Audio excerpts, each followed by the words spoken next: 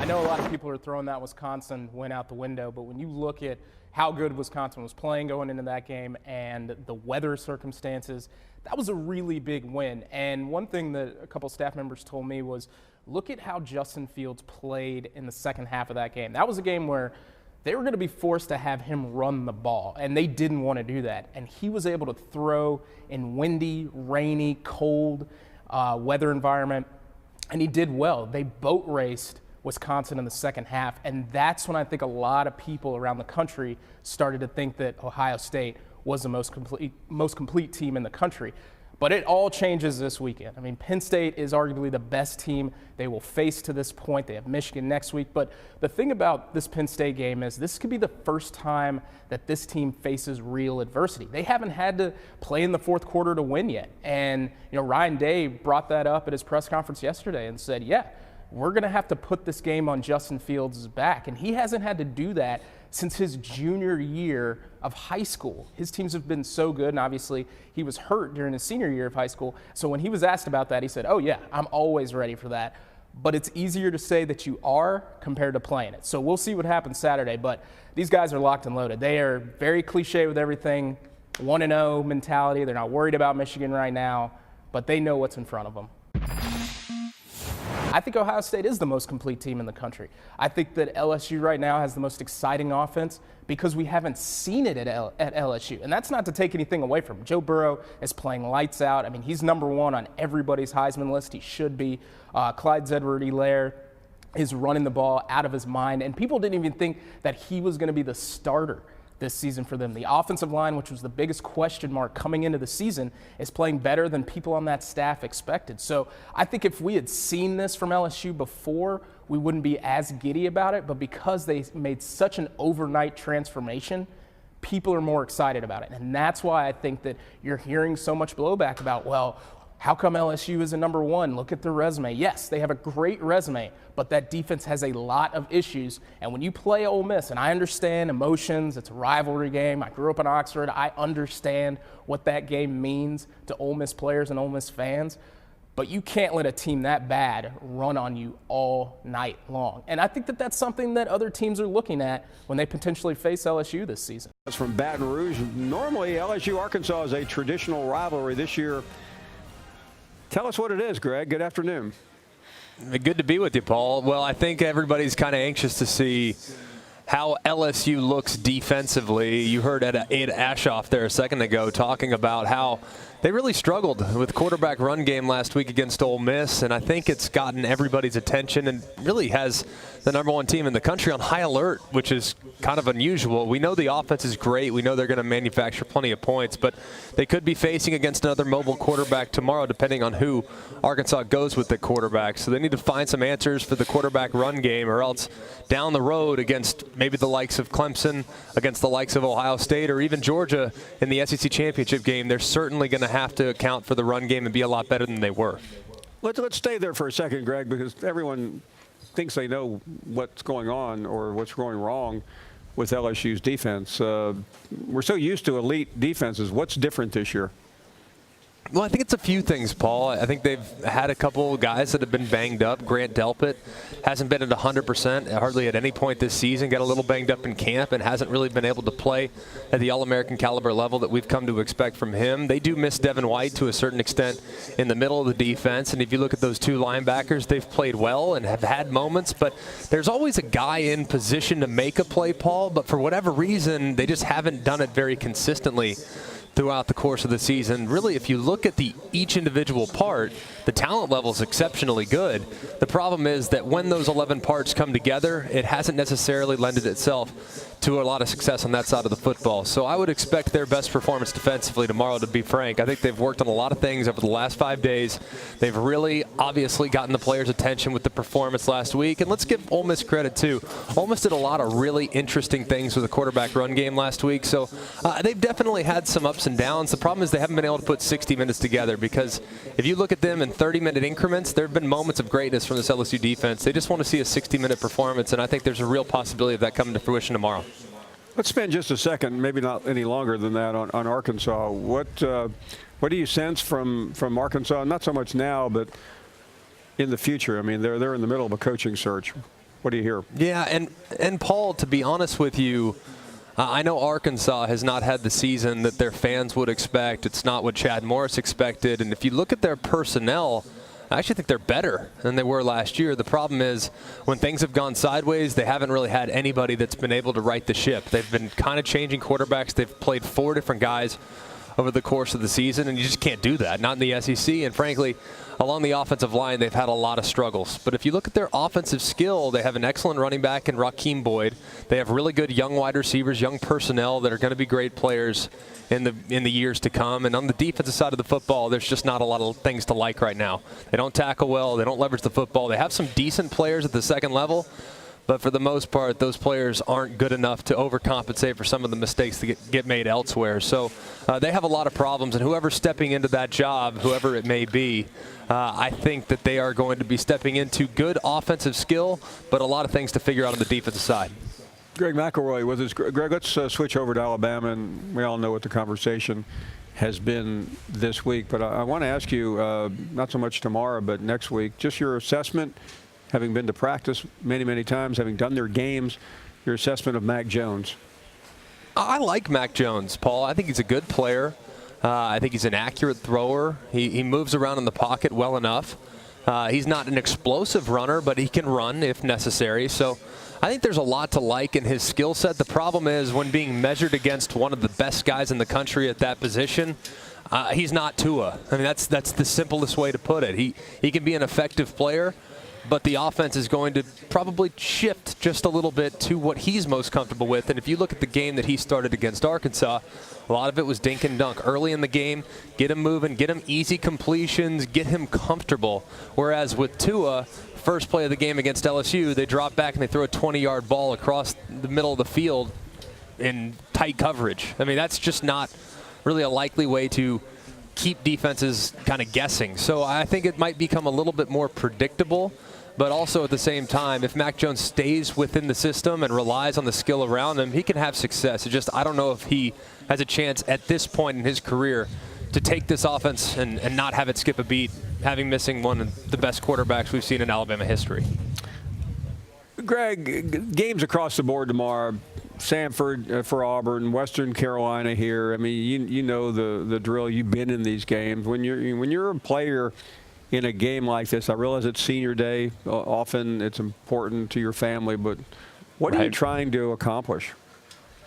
I don't like these games. I'll be the first one to tell you. I don't like them. I didn't like them as a player. You stay so sharp, and I know that the big guys and the guys in the trenches, they probably love them. Okay, it's not going to be as physical. But as a quarterback, I mean, you've been playing up to this level, and then it's like you get to take a sigh of relief. I think that's against human nature. At this point of the season, you want to be peaking. You want to be playing your best. You don't want to go through the motions for one game and then lose any momentum that was created in the week previous. So I didn't like these games as a player, and I don't like them now even more so as a fan. And saying that, the thing that I always tried to work on is I tried to be perfect. I didn't want a single incompletion. When working against a lower-level competition opponent, I wanted to try to absolutely be the best I'd ever been in regards to efficiency. And we were pretty fortunate to have some games like this where we did have moments and we were playing really well through the passing game. So we try to get in rhythm, try not to do too much, try not to take any unnecessary hits, because the last thing you want to do is put yourself in harm's way by holding onto the ball, trying to make too many plays. So stay within the offense, stay in rhythm, and try to get as healthy as you can for what should be one of the biggest games of the year next week. Greg McElroy, thank you very much. We'll be watching the game tomorrow night, Arkansas at LSU. Thank you, Greg. Thanks, Paul.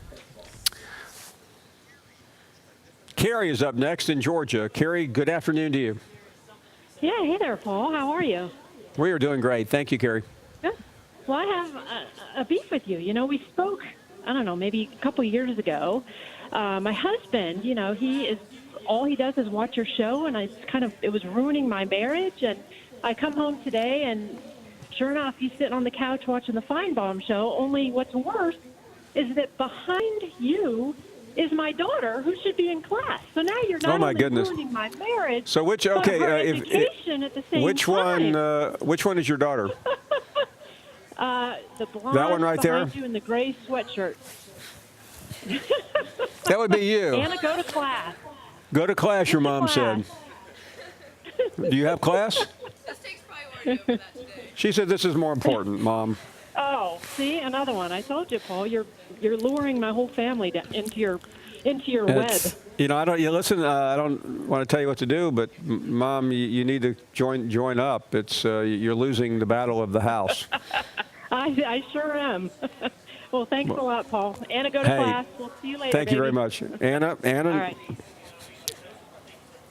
That is pretty funny. Never had a mom tell a daughter to go to class 4 o'clock on a Friday afternoon. Come on, Mom, get real. We are up against a break. More of your phone calls at 855-242-7285. Jim Donnan will join us shortly. A number of other guests as well. We are live in Athens. The ability to take advantage of their name, image, likeness, or to coexist in that space with the school, which is different than pay to play.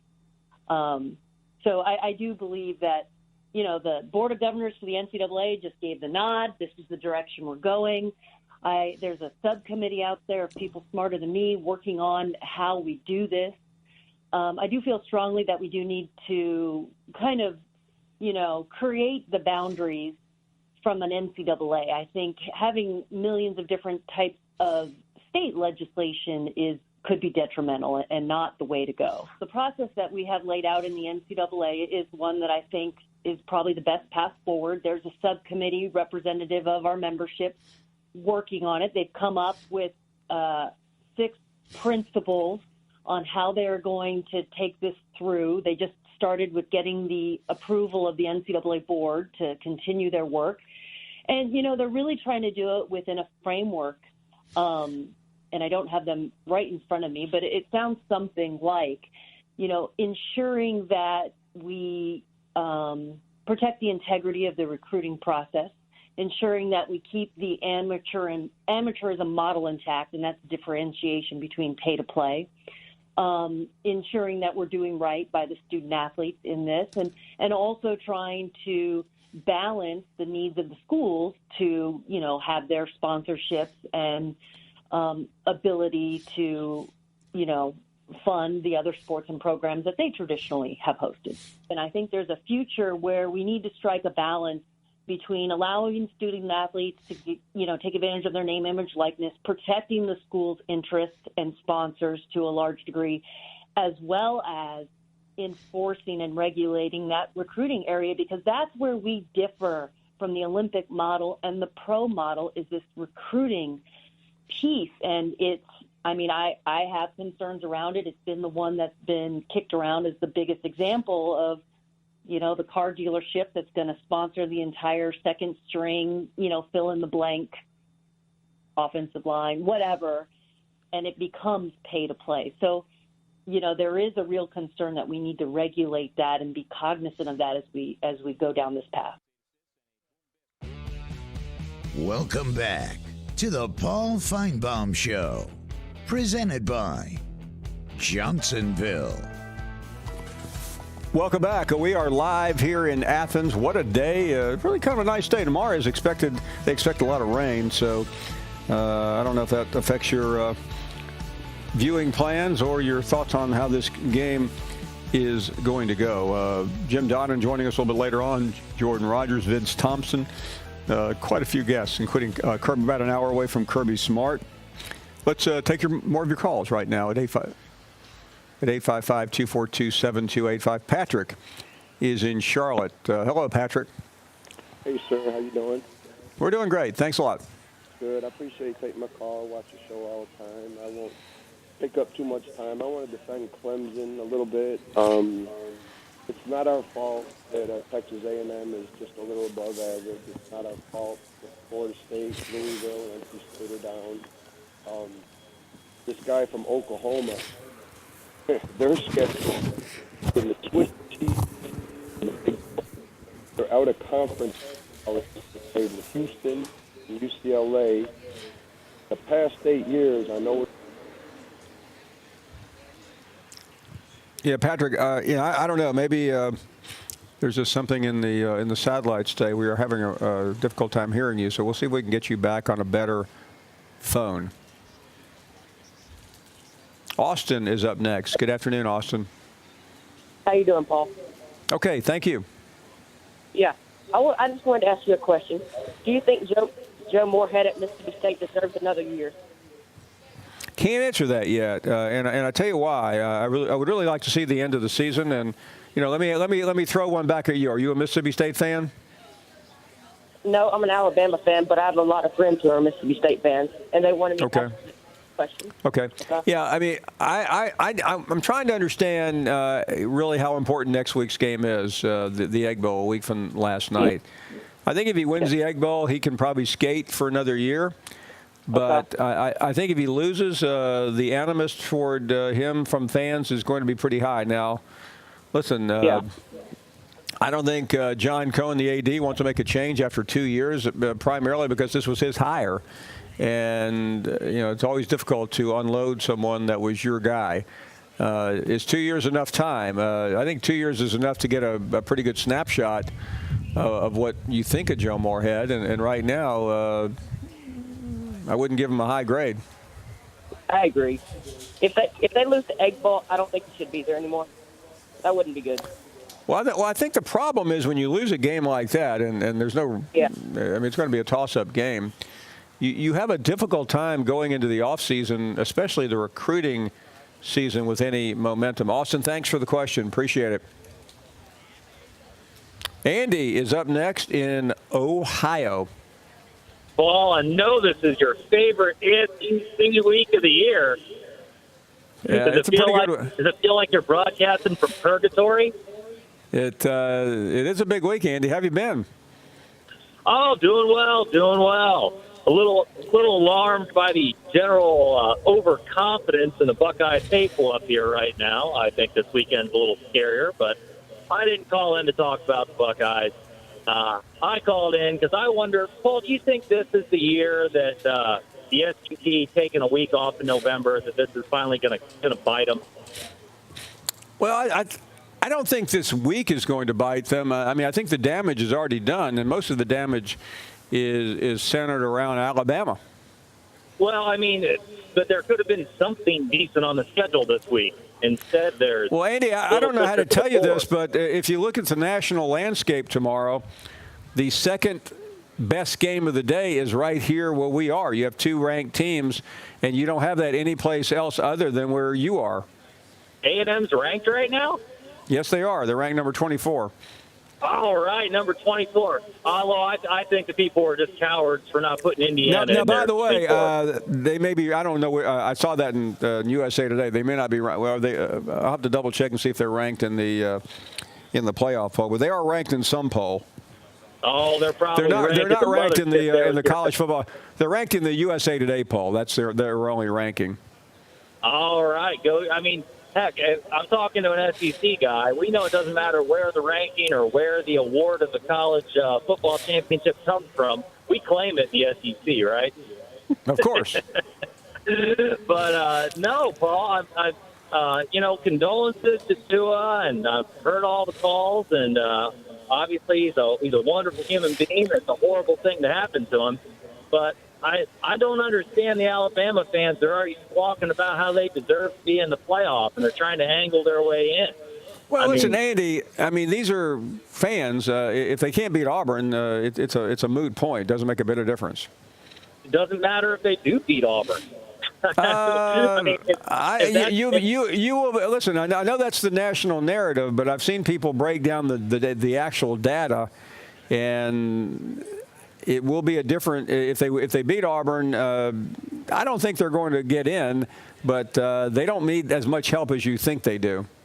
Well, I tell you what, Paul. If this happened, if they they've lost their starting quarterback, and if they go in and their backup just absolutely balls out like crazy on a national stage in the conference championship game, that's the one way they deserve to get in. Well, listen, I frankly don't think they're getting in, but I'll have nothing to do with them getting in, whether they do or not. So I know everyone wants to blame us or praise us for continuing to praise Alabama, but they can get it. They can get it on their own merit. Well, I love that my Cardale Jones reference went by unnoticed. But the last thing that I had to say, all you Alabama fans who are lobbying to get in the playoffs, I just got to remind you of one thing. if Cole McCoy hadn't gotten hurt, Thanks, Paul. Oh, hey. Wow. Such a hater. So sad. Kathy is up next in Arkansas. Hey, Kathy. Hey, how you doing? I'm first-time caller. Great to hear from you, Kathy. Okay, I have two questions. If Barry Looney can prove himself, why not give him a shot? And if you don't think he's going to be good enough, what do you think about Hugh Freeze coming to Arkansas and turning it around? Well, listen, you're talking about an interim coach who is certainly not going to win tomorrow night, and may or may not get a win in the final day. I'm never crazy about just elevating someone just for the sake of elevating them. I happen to think Hugh Freeze is a great coach. I think Hugh Freeze would work out well if that's what you're asking me. Do you think he could turn us around, or iffy? I don't have any doubt Hugh Freeze could turn Arkansas around. I think he's an exceptional coach. I appreciate it. Thank you. Thank you very much. We are going to take a break. More to come here. And Jim Donnan, the Hall of Fame former Georgia. Saturday. And frankly, it's more fun to watch the end of a game on Twitter than it is from one of the networks. Can you say that one more time, Paul? I don't think I heard you. I'll say, because it's first of all, it's a little bit faster. Not faster than the game itself. I think it starts with just understanding, again, how powerful the tool is. Right. Just being mindful. Twitter is a reflection of humanity, for better or worse. So if I see you on the street and we disagree, we should be able to have a civil conversation about it. And the reality is sometimes that isn't the case. And in those instances, like, we are just laser focused on making sure that we police against those, and we just make it a safe experience. But yeah, I routinely in my team, I've got a gentleman named David Herman on my team who works with all college programs, and a young lady named Brittany Cranston who works with all talent. We sit in rooms with teams, with players, with agents, with athletes, and we say, here are do's and don'ts. Right. Twitter can be an amazing tool, amazing platform for you to build your brand, for you to develop brand advocates and affinities with your fans. But you just got to be smart, just like with anything else. So we really do make sure that we're in the trenches, and we handhold people to make sure that they're using it in the right ways. Ultimately, we realize that we talked about this earlier, right? Like, the sports experience is changing. It went from reading the newspaper the morning after to consuming it in real time. But I think the next iteration of sports fandom and digital and social, Twitter specifically, is creating deep, immersive formats. What if you can tweet to dictate a camera angle in a game? What if you can tweet and have your tweet surfaced contextually within a live game experience? Those are the types of things, deep participatory fan engagement plays that we're thinking about. Obviously, VR and AR will play a really important role in those types of things moving forward. But people want immediate gratification. People want to dictate what they're seeing on the screen. And we've got a show called Countdown to Game Day. My Bulldogs, Maria Taylor and Dave Pollock, actually have a show that's live streamed on Twitter. We also have a show called Rankings Reaction, because we know once those college football playoff rankings get released, there's going to be a lot of hot takes, and that conversation unfolds on our platform. So we work hand in hand with partners such as ESPN and others in the space to continue to generate that dialogue, to make sure that when you hop into Twitter, it's a fun sports experience. We welcome you back. We are live in Athens, and I've been coming over here a long time, and one of my favorite parts of coming over here is seeing my old friend. Well, not old. Well, maybe he is. Oh, we've been friends for a long time. I'm all choked up because we have been close friends. And when Coach Donnan was at Georgia, the relationship was tenuous, but you were always cool. You were always respectful. Well, I had to be, because we weren't winning enough. You'd get on me even worse. But we got going there at the end. But, hey, what a great weekend for the Georgia Bulldogs. A chance to maybe get in the playoffs, and big game going against a really good team, though. Jimbo's really turned that team around and played a very tough schedule. And I'm really concerned about it. Yeah, I want to talk about this because when you beat Florida and you beat Auburn and Jordan-Hare, this is not really the game you're looking to have to deal with before you get ready for the SEC championship game and Georgia Tech. Yeah, all you got to do is turn the tape on. You look at this team, Paul has won their last 4 games. The 3 losses are to really good teams that, they're playing a little bit different style now. It goes back to, I remember 1971, we were running that split back stuff, but we weren't in the shotgun. Now they got those 2 big backs, Mon back there, and he's able to run a lot of zone read, but they also got a pitch back to throw, pitch the ball to and take a little pressure off Mon where he's not having to handle the ball every snap and make a play. And it's just been a good coaching job by Jimbo. And, of course, their defense has just played lights out lately, too. 4 straight wins. I mean, we're going to have to be on an A game here tomorrow. Yeah, listen, I've heard that used a lot. I mean, they have won 4 straight games, but not against the best teams. Exactly. And that's something that you take a little bit of light from, just the fact that, but the teams they lost to at Clemson and really didn't play very well at all on offense and only lost by 14, scored a bunch of points on Alabama. And but now they got the Burma Road here the next 2 weeks. They got to go to play LSU next week. So you ever seen a school? Next week, if LSU is still number 1, that would be their 3rd number 1 for the year. Yeah, be something. Regular season. And if for some reason we could beat them and beat Tech and beat LSU, they would go against 3 of the top 4 teams in the playoffs if everything manifests itself. But, there's a lot of ifs out there. But the biggest thing for our football team, and I know you're going to talk to Kirby, is, we just got to put it together on offense. Our defense is playing good, and we've had so many injuries that are not just, anything in specific, but just one guy here, one guy there, and the whole unit just hadn't functioned as a whole. I think tomorrow maybe we can put it together. Of course, it's supposed to get wet, but yes, I'm hoping that. How does a lot of theories on that, but I mean it is supposed to rain all day. As a coach, the night before, that's happening. What do you do? How do you change? The biggest difference in this rain and the one when you have been here before, we played Kentucky. I don't think you were here for that. Way before. But when we played Kentucky, it rained all day Friday and Saturday, so the field was so saturated, even though it dries well. It was, and plus it was a lot colder, and they were playing at night. This is going to be like 65 or 70. And as far as what a coach would do is you just talk to your team about ultra conservative with the ball, making sure you secure it, and they get a dry ball out there. Sometimes quarterbacks, wear gloves. I don't know. I haven't seen Jake Fromm ever do that. But there's a lot of different things you can do. But the main thing is don't give them anything easy because this is going to be a low-scoring game. Yeah, I want to ask you about Georgia's offense, Coach, because fans call in and they're critical, and you want to come back and say, hey, you're the number 4 team in the country. But how do you see that offense? Well, there's a lot of expectancy when you got the offensive line that we have, and even though, like I said, we've had to piecemeal it a couple of times, one guard out or another tackle out or whatever, and then Cager, our go-to receiver, has been hurt back and forth. But I think that's the main thing. Against the Power 5 teams, we've only generated over 30 points once, and you just don't expect that with all the explosive guys we have, particularly Swift and as good a passer as Fromm has been. So,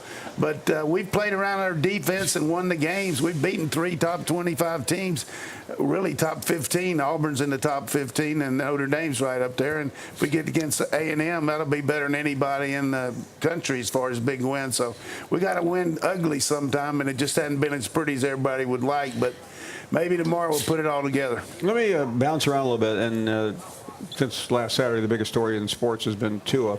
And you understand as a coach what goes into that. And there's been a lot of confusion. Tua wasn't going to play, and then Coach Saban asked him if he was ready to play. You know what Players always are ready to play. The one thing that you always have is you got a good beat on the guy through your trainer. You know, they got Jeff Allen over, outstanding trainer, and Tua is smart enough to say, hey, if it's really bothering him, he's not going to try to go. And then Nick's not going to put him in harm's way. But, you know, at the end of the half, I mean, we've just created a monster where you got to go score all these points. They're behind the 8 ball. Exactly. They've lost to LSU. You know, Clemson's trying to get as many points as they can get. And they're looking in in the back door right now, Alabama. So, maybe they'll be able to make it. Who knows? But I hate it for Tua. I guarantee you there's not been a better pure thrower or more accurate thrower ever in this league. I mean, Tebow was a tremendous quarterback winner, Danny Werfel, all those guys, but just pure passer. He's out of sight. A lot of other really interesting scenarios. I want to ask you about comparison, because you're a football coach. Contemporaries of yours are sitting on this committee. If you were sitting there, let's say, in Frank Beamer's seat, right, and the conversation comes up, assuming Alabama gets past Auburn, and you're looking at, let's say, Oregon or Utah versus Alabama. Coach, forget the records. When you look at game film, which you and Coach Beamer, one of the things what do you see? About having these coaches on the committee, I think the coaches take the relative strengths of the conference and know realistically, does anybody out there think that Utah and Oregon could play in the SEC and go unscathed? Right. But they're not in that conference. It's not their fault. Mario's done a good job. He coached at Alabama. He's got that model out there. He got some fast guys. Whittingham has done a tremendous job out there, and he's got a really good mobile quarterback. They look like SEC teams on the hoof, but at the same time, you can't penalize Alabama for the fact that they're non-conference and all that. But you go through the SEC. I mean, same thing with Oklahoma, Baylor, all those teams. I mean, they're good football teams, but I just don't think. And I'm not biased about it. I'm trying to be. Sure. I am biased a little bit. Listen, you coach here, but you also coach at Oklahoma. But I think the realism is the fact that, we got 4 teams in this league that nobody really would like to play if they had to, like Georgia, and you include Auburn in there too. There's 5. Yeah, you include Auburn too, because by the way, Florida's not an easy win. I'm including that. It might be that. I mean, you got in the East, you got Georgia and Florida. In the West, you got those 3. But so I mean, it just irritates me when West Coast people want to talk about what they've done out there, and you can't put Oregon in this league, but you know better than anyone how difficult it is. Well, and you look at what's happened over the years with those teams when they've had a chance to play. Exactly. I mean, Washington's done some good things, but they've really had trouble and struggle in the bowl games, and they're down this year. But as I mentioned, I really think, though, those 2 teams are as close to SEC-type teams as you'll see on the West Coast. Very physical on defense, can really run. You got big-time quarterbacks. I agree with you on Mario Cristobal, but should that game on August 31st Well, it's still a different haunt them? game. I heard Kirk Herbstreit say it's a lot later in the year and all, but it's got to have some measure. Just the fact that they lost to them, although it was an inexplicable loss. I don't know how Auburn was able to come back. But bottom line for me is that it's probably going to all play out. You see what Penn State does against Ohio State, which is going to be hard for them to beat them there, and then Ohio State on the road. But Clemson just looks like to me they're just lurking over there. I mean, even though they say they hadn't played anybody, I guarantee their team to me looks better offensively, more weapons. Defensively they're quicker on the perimeter. They don't have the big guys up front, but it's going to be a real Donnybrook As a football here. coach, who looks like the best team in the country? Georgia, man. I like Georgia. I think Georgia has a good shot, though, against LSU if we can get these next 2. I mean, all of a sudden, Georgia Tech gets an offense like last night, scores 28 points. But we got to win these 2. Playing your old team. But here's the thing. LSU's defense, any way you look at it, there hasn't been a team in the playoff mode that hadn't been in the top 10 on defense except one team. So I think their defense is going to really be tested. Not only it won't be tomorrow, but the next in that game, and then against us in the bowl in the SEC championship game. I think they're going to really get tested by Georgia's offense because we're a running team that runs play action, and they've had a hard time stopping run. Come on, they gave up 38 to Vanderbilt. I'm a big Coach O fan, though. He should be the National Coach of the Year. Their staff's done a great job. Defensively, they've just lost some good guys to the pros, and they just haven't replaced them. A couple more minutes here with Coach Don. And, Coach, just I want to ask you kind of generally about coaches, because you've been in big jobs fans. You gonna ask me about the hot seat? I am going to ask you about that. Some of these guys are in the electric chair. Yeah, when you're a coach in that position, there's not much you can say. There's not much you can do other than try to win. What's it like to be on that hot seat? Well, you really don't know it sometimes. From my standpoint, I didn't know it till the day that the guy told me. But, you got to look and listen to the trends and everything. And, in the case of Gus, what a tremendous job he did early there. Always won against the East, did a pretty good job against Alabama and Georgia. But his last 5 games against the Eastern Division teams, he's lost 3 to us, he lost to Tennessee, and he lost to Florida this year. That's 0-5 against them. Then you add 2-7 against Georgia and 1-6 against, or whatever he is, against Alabama. And he's won 2 so far. He's going to be in a situation where at best he's going to be 4-4 this year and 3-5 last year. But this year's schedule, I take into effect, they got a heck of a football team. I don't know anybody in the country want to play that defense unless you just had to. And they got a young quarterback, and they're building a new facility. I hope he gets to stay. I mean, if he doesn't, though, you're going to have to pay him a lot of money. Yeah, I mean, it's easy for us to say, well, hey, write me the check, but as a coach, you want to coach. Yeah, you definitely do, and he's put a lot of blood and sweat in there, and he's got some great coaches like, Steele's been unbelievable. I mean, their defense has been as good as anybody's, and they got good recruiters. Rodney Garner coached with me. You hate to see any coach lose his job, and I don't like to talk about coaches on the hot seat, but certainly it's a win now, baby. I mean, you got to do it with the internet. Everybody analyzes you, and it's just. But somebody just asked me about the Arkansas job. Who would be a good fit? This program has been. Tennessee's been the same way, but maybe they've turned it around up there. Yeah, I think he's done a tremendous job of coming off the mat because those 2 horrific losses. BYU's not as bad as Georgia State, but Georgia State's pretty good. But as far as Arkansas, I mean, people realize what a great job Houston did when he was there. I mean, it was just they were competitive. They won 3 SEC West championships, and now that's a distant measure for them. So they're so down personnel-wise right now. It's going to take a monumental, deal to get a lot of graduate transfers, JUCOs, all that. But they're way, way back in the Western Division right now. They're as far back as you can get. Right, exactly. But, and we'll see. Certainly they're going after some good names, I'm sure, but it's not a job that everybody just jumping on the bandwagon about right now because they know how far you got to come back. And one thing Coach Switzer always told me and other assistants is who you got to beat in the conference you go to. I mean, where you rank in the totem pole. If you move into a league and you start out 8th in that division and, win now, it takes you 3 or 4 years. It's hard to do. Coach, it's always great to see you. Thank you so much. Good to see you, Paul. Keep up the good work. Who's your travel agent, man? Me. Hey, you lead the world. You on private planes now? Usually American Airlines. All right, that's good. Take care of yourself. Delta tomorrow, but okay. I try to spread around the Disney well.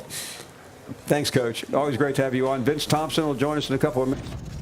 I know Tennessee is playing really well on a 3-game win streak. They have a bye, this past week, so I'm sure they spent plenty of time on us. And Jeremy's done a really nice job from the start of the season until today on the way that his team has played, and they've gotten better each week. That's very evident when you watch early games compared to how they're playing now. Our guys are excited to get back into game week. They should be fresh. I know I definitely am. Had a good weekend. So when you look at Missouri, a team that is 5-1 at home. They lost this past weekend. The game was really close against Florida. A couple of things didn't go their way down the stretch. Team that's really kind of dominated this series. I think up front offensively, their offensive line's playing together. They're playing fast. They're athletic guys. They're establishing, their presence on the line of scrimmage. They're playing 3 different quarterbacks, and I'm assuming we'll see all 3. And then they've got skill on the outside. They've got good runners. And obviously, I think they've got a really good scheme on the way that they try to attack you. Charlton hunts for his own end zone. Beauty. It sends Callaway back to his own 36. He's got 2 career punt returns for touchdowns. Make it 3. 65 yards.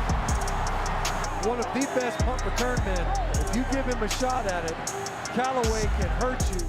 It's an opportunity for our guys to go on the road and play a good football team that's very well coached. When you look at them, especially on the defensive side of the ball, hadn't give up hardly any points, very good against the pass, create negative plays, have playmakers, have always had a history of having really good pass rushers. Offensively, like a lot of teams in this league, they have had to bounce around a couple of quarterbacks because of injury. Defensively, statistically, they're solid in a lot of areas. They're athletic. Their team speed stands out when you watch them on defense. And I know that some of the problems that we've had over the last few weeks, we'll see the same thing from the other side until we have proven that we can fix it on both sides, offense and defense. That's usually the way that stuff goes. So it'll be a great challenge, a tremendous opportunity. Both teams are 5-5. Should be a great night for college football in this league. So I'm excited we're back home, and I know our kids are as well. This is the Paul Finebaum Show, presented by Johnsonville. We welcome you back. We're in Athens, and Coach Kirby Smart is about 35 minutes away from joining us right here. Let's head to Columbia, Missouri. Jordan Rogers on the call tomorrow night. Tennessee comes to town with a chance to really make a statement in Missouri. Jordan, I don't know how long you've been in Columbia. Have you seen the Missouri offense anywhere? No, still looking for him, Paul. Actually, I'm down here on the field. I figured that's where I'd find him. And, it's a no-go. Still looking for Missouri's offense.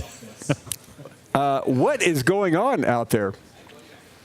It's interesting. When you flip on the film, you just see an offense that's not running the football well, and they're not throwing the football well. And when you dissect it even further, the biggest difference this year to last, in talking to Derek Dooley and just watching the film myself, is there is no down-the-field passing threat. Kelly Bryant, he's been injured, but in his last 3 games that he has played, 1 of 5 throwing the ball beyond 15 yards downfield. Now, you might say, it's a whole chicken and the egg. Do you run the football so you can throw it better? Do you throw it so you can run it better? In my opinion, being a quarterback and Derek Dooley's being a receiver, they have to stretch the field to open up lanes in the run game. Just 102 yards rushing the football the last 2 games. They got to be balanced. It starts with Kelly Bryant making better decisions and completing balls downfield so this offense can get going. Right now it's small ball, and it's not working at all. Yeah, I want to get an assessment of Kelly Bryant because there was such an expectation, Jordan. As you look at game film, you've done their games. What has happened to him this year? It's interesting. If you look early in the season, they were playing well on the offensive side of the ball, averaging well over 35 points a game at times, and you just felt like everything was working perfectly. Kelly Bryant was using his legs, scrambling, part of the run game, but also being efficient in the pass game. You look now, really the only difference is they're not running the football quite as effectively, and really, as I mentioned, because they're not throwing it downfield effectively. But nothing's really changed with Kelly Bryant. I will say the hamstring injury, I believe, has made him a little less confident. I don't feel like he thinks he can make the same plays in and outside the pocket. So anytime you mess with a quarterback's mentality and their confidence, you're going to see that in many facets of the football game. But to me, this is the same deficiency we saw at Clemson. Clemson just had better people around him, better receivers, a better defense. He wasn't stretching the ball downfield at Clemson either. So I don't think much has changed other than maybe some confidence from the hamstring injury. But this is the same Kelly Bryant. You take his legs away from him, he's going to struggle throwing the football. And Jordan, about 90 seconds left. Same question about Tennessee. They've been one of the great turnaround stories of the year. Isn't it unbelievable? And just look at the beginning of the season where we thought the program might go, and now winning 4 out of their last 5. I think this team has really improved by an addition by subtraction. Early in the season, a lot of guys jumping into the transfer portal. I think that was good, kind of weeding out the mentality and the characters that didn't need to be in the building. And now what you're seeing is you're seeing a more confident, a more mature Tennessee football team. But the biggest difference to me, Paul, is the quarterback position. And Jarrett Garantano has come off the bench in 5 straight games. He's making a push for 6th man of the year, and he's thrown 6 touchdowns, 1 interception. He's completing 67% of his passes. The biggest difference is Tennessee's not shooting themselves in the foot on offense. Garantano has brought a stability to that quarterback situation, and I like what Jeremy Pruitt has done by bringing him off the bench. I think it's checked his confidence. I think he's playing more within the system, which is helping Tennessee on offense. So they're not hurting themselves, and because of that, they're playing better. Jordan Rogers on the call tomorrow night as Missouri tries to turn things around, and Tennessee tries to punch a bowl ticket. Jordan, thank you very much. We'll talk to you next week. Thanks, Paul. Great stuff from Jordan Rogers. An intriguing game. Really, the two big games in the SEC are that one in Columbia, and the one here in Athens. We're going to take a break. Kirby Smart in about 30 minutes away. We'll talk to Vince Thompson.